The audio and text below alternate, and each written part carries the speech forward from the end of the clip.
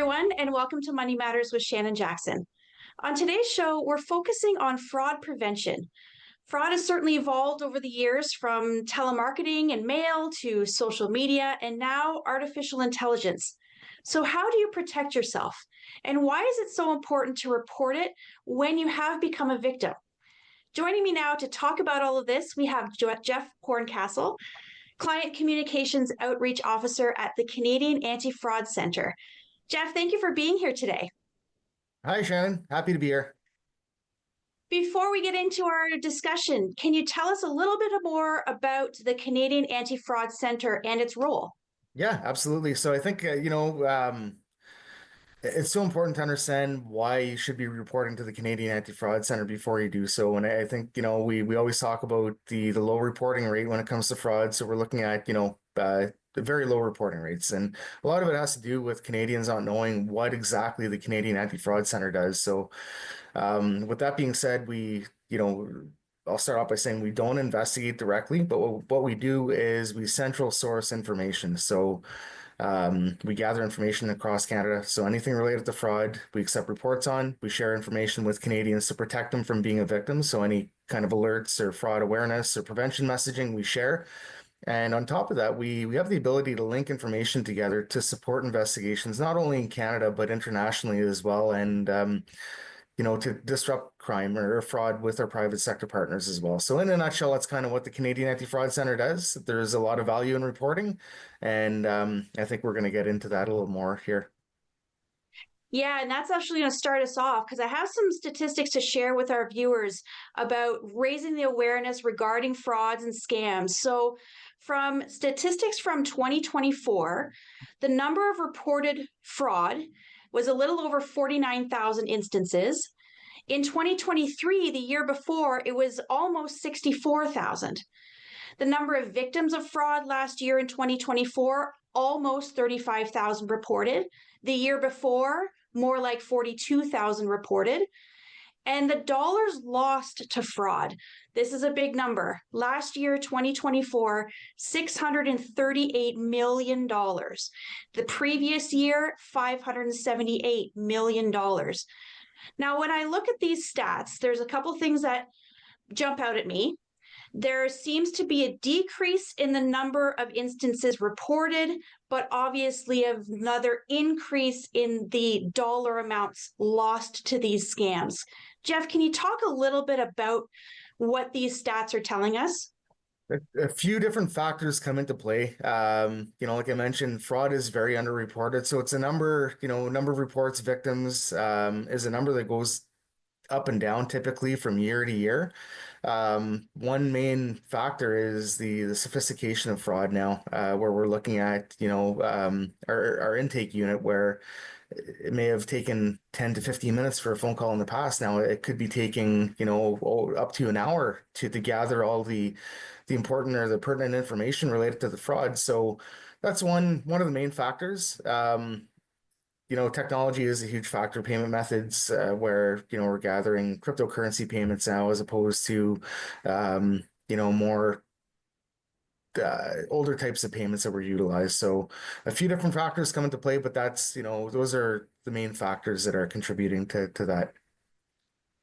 Well, and as these fraudsters and their scams advance, of course, like you mentioned, they're becoming more and more sophisticated. Canadians are obviously growing more and more concerned. There was a recent TD survey conducted leading up to this year's Fraud Prevention Month in March, and it indicated that 93% of Canadians, which is pretty much everybody, believe that fraud and fraud attempts are going to increase in the next year. And then, when asked what would worry them the most if a family member fell victim, 80% of them worried about the financial loss. 69% are concerned about identity theft. 48% say they would worry about the negative impacts on the family member's mental state. And 34% say that they would worry that a family member would keep this a secret if they became a victim. So, Jeff, are these responses reflective of what you're hearing from victims and victims' families? They are. It's what jumps out at me here is the fact that the last point where so many 34% say that they would worry about family members keeping information private or secret. It's very, very common. There seems to be a stigma around being a victim to fraud. So, we think of simple phrases like, oh, that's just a scam, or, dismissing stuff. Well, you know what? A victim hears that, and once they're victimized, that kind of resonates with them, and they're not encouraged to discuss what happened because they're ashamed of what happened. So we're trying to encourage reporting as much as we can, and getting the messaging out there that there's nothing to be embarrassed about being a victim of fraud. With that being said, so much work has to be done with spreading awareness, not only by the Canadian Anti-Fraud Center, but by from Canadians as well. So, for example, if you feel you're equipped with the tools necessary to protect you from fraud, it's so important to share that information with vulnerable family members and loved ones. I absolutely agree. The education part of it, I think, is so important to let people know where they can go for these resources and what they should be looking out for. And we're going to be getting into that, of course. Now, we know that typically, or maybe we used to think typically, fraudsters would target seniors. And we're going to talk about that a little bit. But I wanted to make note in this last TD survey, it said that Gen Zs are currently the generation most targeted for financial fraud. It said 45% of Gen Z respondents admit that they have been a victim of a financial fraud or scam attempt, compared to 34% of millennials, 26% of Gen Xers. And not only were they the most targeted, more than half of those polled say if they were to fall victim, they would not want to talk about it. And so it's surprising because we often think our youngest generation is the most tech savvy. They must be the most aware. But why do you think that Gen Zs are the most targeted demographic right now? The simple answer would be that they're spending so much time in the cyber environment, whether it would be, on social media, communicating with their friends or their family, their loved ones, even for employment now, where times have changed, where we're spending so much time in their cyber environment now. So naturally, they're more at risk. And from what we're seeing, it's not, seniors are targeted for certain types of fraud that we can't deny that. But with that being said, anyone could be a victim or can be a target of fraud. So it's so important to have discussions with our children about what to watch for, how to protect ourselves in this on social media, but in the cyber environment as a whole. That was my thought too. I thought that the Gen Zs are probably the highest online audience right now. And so there's obviously going to be a target towards that demographic. But like you mentioned, there's all types of different forms of fraud, which again we're going to be getting into. But your comment about maybe that lack of education, that reluctance to report when we've been a victim, how do you think we can maybe change that attitude? Uh, by by having a discussion about fraud, and it doesn't have to be sitting your children down and having a lecture. It could just be a discussion about quizzing them about what to watch for with the phishing email or text message, or what to watch for on social media. If you get a friend request from somebody you don't know, what do you do? Well, you don't accept that friend request, right? Education and awareness are one of the most effective ways to fight fraud. And it's about having this collective discussion about it. That's the best way to minimize it. I want to get into the effect that artificial intelligence is having and will continue to have on these types of scams. Can you give us a little bit of insight as to what we should be aware of when it comes to using AI in these types of scams? Yeah, so we're seeing that based on our reporting, AI is, obviously being used with deepfake technology. So you may come across a fake video when you're on social media of a celebrity or maybe a news anchor or somebody that's recognized by the general public promoting an investment opportunity or, merchandise. It's a matter of with deepfakes being aware that technology is out there. So even if you do see a video, don't believe it doesn't necessarily mean that it's 100% legitimate. You always have to do as much research as you can. before making a decision, clicking on an ad and providing your personal information. Make sure you do your research first.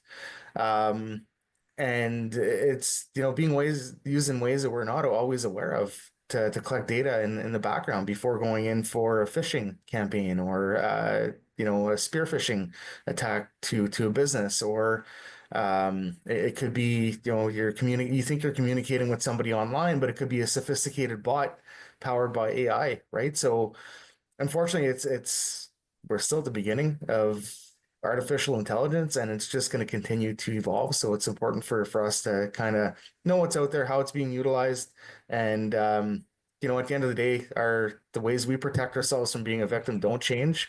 We always have to feel like we're not being rushed, and doing as much research as we can. Of course, we know AI is going to be at the forefront right now of how these frauds are being committed. Can you talk a little bit about some of the other more common scams that we should be watching out for? Yeah, sure. So there's at the Canadian Anti-Fraud Center, we document over 30 types of fraud. But there's certainly some types that are more impactful than others. So when we're looking at number of reports, identity fraud has been at the top of the list for many, many years. And that's due to our information being out there in the cyber environment, right? So whether we're part of a data breach, or, we provided our information through a phishing message, once our information is out there, unfortunately, we've been a victim of identity theft. So what happens is once we're a victim of identity theft, our information can be used for fraudulent purposes, which is identity fraud. So fraudsters use our information to apply for credit cards, cell phones, maybe bank accounts. So it's so important that if you have been a victim of identity theft, which means your personal information was compromised, to follow the necessary steps to protect yourself from being a victim of identity fraud. The steps are listed on our website, antifraudcenter.ca, to protect yourself. Service fraud. There's so many different variations, whether it's a tech support scam or a phone call claiming to be a cell phone service provider. So important to do your research. Phishing is up there, number 3, based on number of reports received in 2024. And now, if we look at it based on dollar loss, it looks a little bit different, where investment fraud, with over 311 million lost in 2024, largely due to crypto investment scams. So we're seeing extortion is still very prominent, where fraudsters threaten victims in many ways, whether it's via email, through social media, even by telephone. And job scams have skyrocketed over the last couple of years, where they've become a little more sophisticated than they were in the past, where it's kind of combined with a crypto investment scam now. So for a really detailed explanation on how these frauds work, you can go to our website, again, antifraudcenter.ca, and it'll let you know how to protect yourself and what to watch for when it comes to the top types of fraud. Well, and there's so many different types, because you mentioned that you're tracking 30 different types of fraud that come across your desk. So there's so many more. So definitely having a look at the Canadian Anti-Fraud Center website to get up to date on what we should be looking for, I think, is really, really important. And of course, with so many scams out there and to be aware of, we also want to talk about how you can protect yourself. And we're going to get into that when Money Matters returns after the break.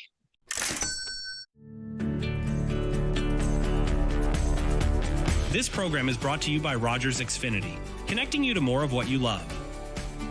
Visit Rogers.com for more details. This federal election will reshape Canada's political landscape and our country's approach to domestic and international issues. Get to know the candidates running to be your MP and represent your interests in Ottawa. Hear from your local candidates during Rogers TV's coverage of the local campaign. And on election night, Rogers TV delivers the local results. Rogers TV. Watch, learn, vote. Public transit, garbage pickup, parks and recreation programs, snow removal on your street. How can you stay informed about these and other important local services? Tune to City Council coverage on Rogers TV. See your community leaders at work on Rogers TV City Council coverage.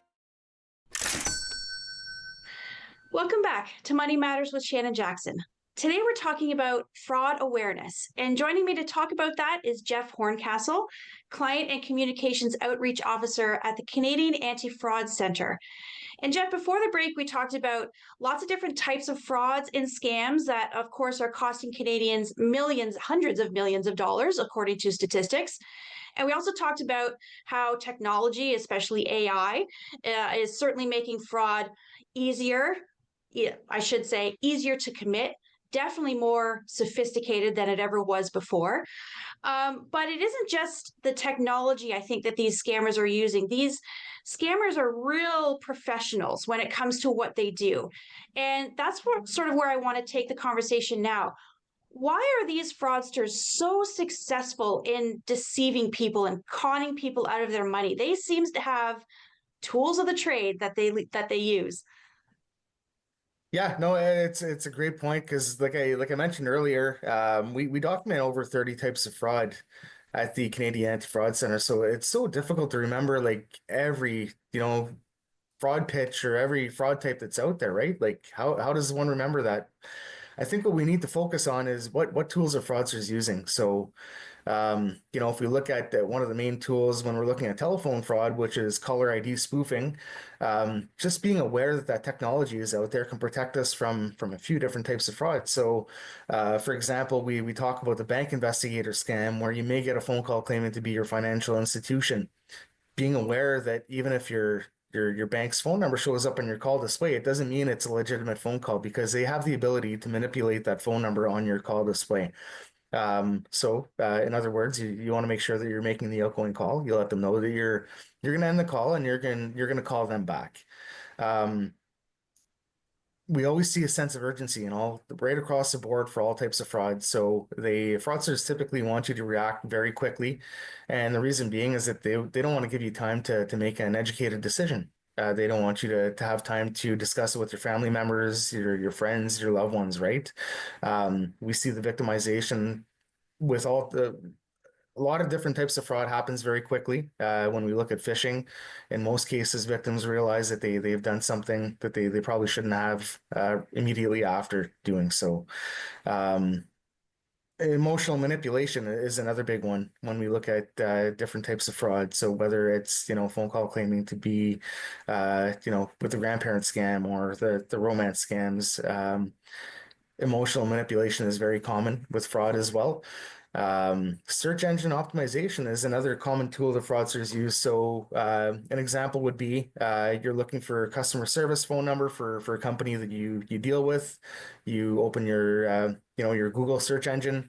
You search for that company name. There's a good chance that the first 5 to 10 results that pop up are going to be fraudulent phone numbers claiming to be that company.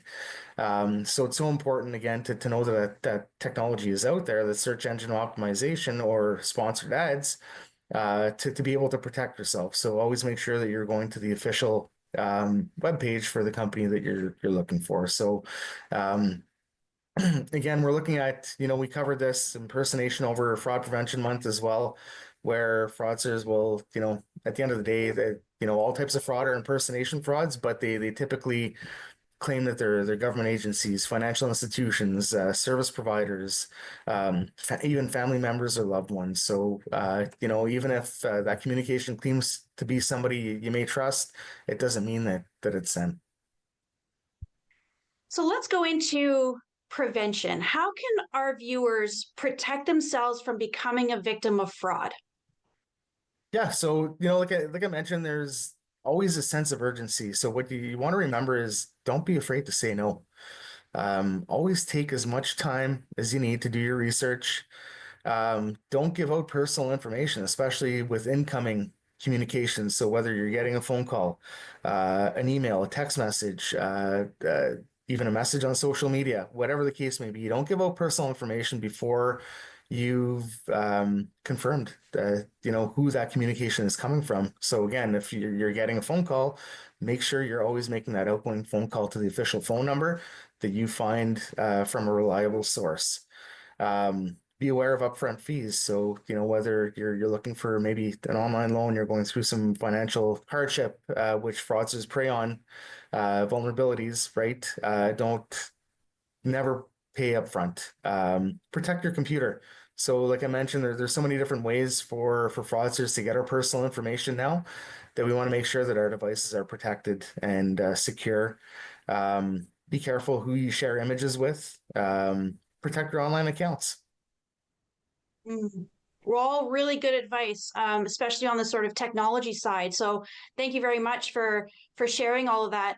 Now, while obviously prevention is important, supporting the victims, I think, is really important as well. And I understand that the Canadian Anti-Fraud Centre is focused on this currently as well, supporting the victims. Can you tell us a little bit more about that? Yeah, so you know what, like I touched on this a little earlier as well.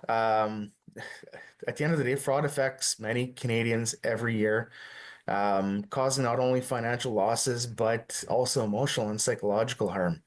So, you know, a lot of our focus is on, you know, how much was reported in dollar loss in 2024, which is, it's an indicator of how serious fraud is, but the impact of fraud is so widespread. Fraud is often minimized with, you know, like I mentioned, dismissive phrases like, oh, that's just a scam. This, unfortunately, the attitude contributes to victim shaming, leading to further negative effects on victims and ultimately lower reporting rates. Fraud is a serious crime with lasting consequences. Um, Dismissing it as just a scam ignores the harm it causes, which can lead to feelings of shame among victims. And you know, our goal is to try to get treating fraud with the gravity it deserves. This way, we can create a supportive environment where victims feel empowered to seek the help and support that they need. I think that's really important. I appreciate that you're making that a priority as well.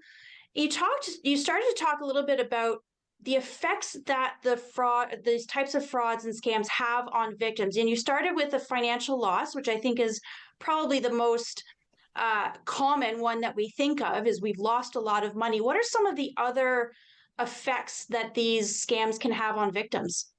Yeah, so we have an intake unit that deals directly with victims, so we see firsthand how fraud affects victim. At the end of the day, fraud affects everyone differently, but we have to remember that it's beyond that financial impact, like we mentioned. So we're looking at emotional distress. Fraud can lead to feelings of betrayal, anger, sadness, particularly if the scam involved personal or an emotional connection.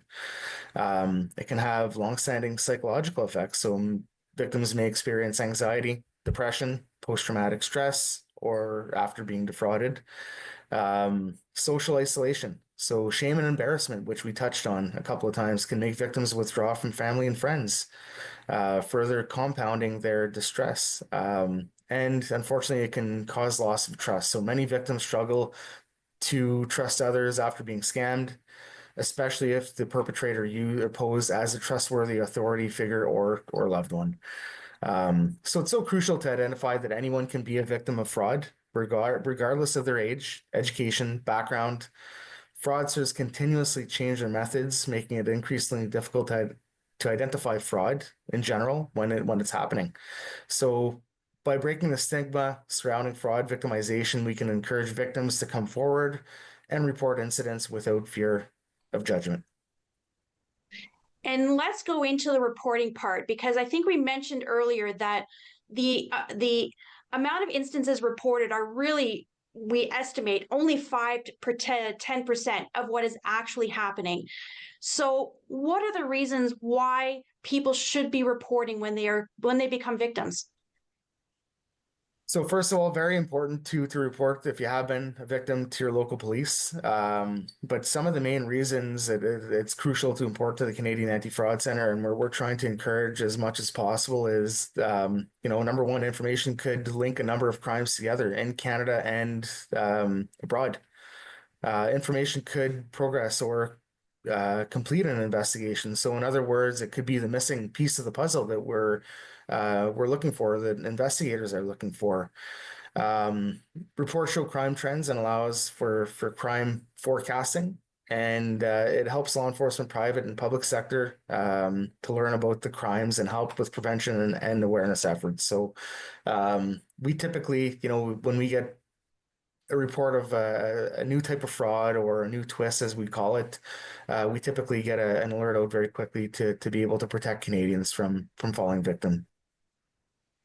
Can you walk us through the process? How does someone report something to the Canadian Anti-Fraud Centre?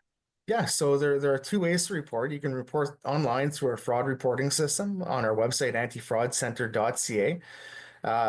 A lot of people get stuck once they click on report online. There's something called the GC key. So it's another name for username and password. If you don't have one, all you have to do is create a username and password, which is referred to as a GC key, and you'll be able to log in with that information you've created. We also have a toll-free number, 1-888-495-8501, so you can report online as well. What kind of information should somebody have ready? When they're ready to report, what kind of things are they going to be asked? So it varies depending on the type of fraud they're reporting. So typically you'd want to gather any communication information. So if the fraudster, for example, reach out to you by email or by telephone, you want to have the phone number, the email address, the website you went to, the dates.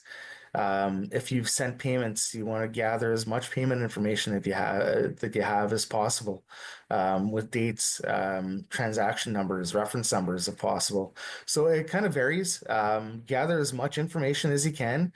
The more information that we have, the better it is for investigators, right? So just try to gather as much as you can. And again, even if you've been a target of fraud and you have pertinent information that you think should be shared, you can report that to the Canadian Anti-Fraud Centre as well. I often use the phrase paper trail in my line of work. So I'll tell people you need to provide a paper trail. Now, of course, we don't really use paper so much anymore, but it sounds like it could be screenshots of text messages. It can be bank statements for, perhaps the payments that you've made. So it's creating all of that evidence for your investigators to be able to compile all of that together. So that's really good information. How or where can people find out about the latest scams that are evolving right now? So the best way is to follow us on social media. We're on Facebook and on X, Canadian Anti-Fraud Center. But if you're not on social media, we realize that not everybody's on social media. You can go to our website, antifraudcenter.ca, where we update our the types of fraud quite regularly. So either our website or our social media pages are the best way. So my main takeaway today, Jeff, is we should be educating ourselves, looking at these resources that are available to us, keeping ourselves up to date, making sure we're protecting ourselves from all of these different types of scams that are out there. And I really appreciate everything that you've been able to provide for us today. You had some great advice. And I also want to thank you, our viewers, for watching. So until next time, I'm Shannon Jackson.